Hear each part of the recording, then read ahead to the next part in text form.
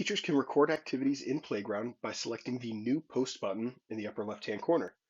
After tapping that button, you'll be presented with a number of different types of activities to select. Here we're going to select Eating and then tap Next. In here, for the recipients, you have a number of filtering options where it can be for all students, or you can filter based on classroom, based on wellness. So here we're going to add all students and say that everybody had lunch together today, and then tap Next. We're going to say that it started at 2:13 p.m.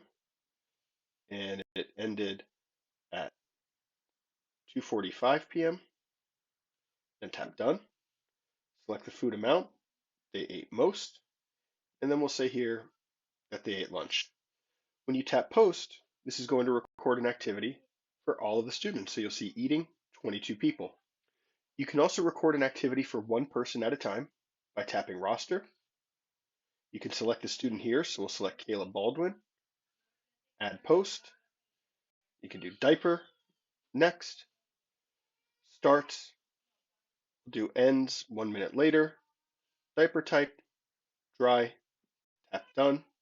You can leave a note, you can add a picture to any post as well, and then finish up again by tapping the Post button in the upper right-hand corner.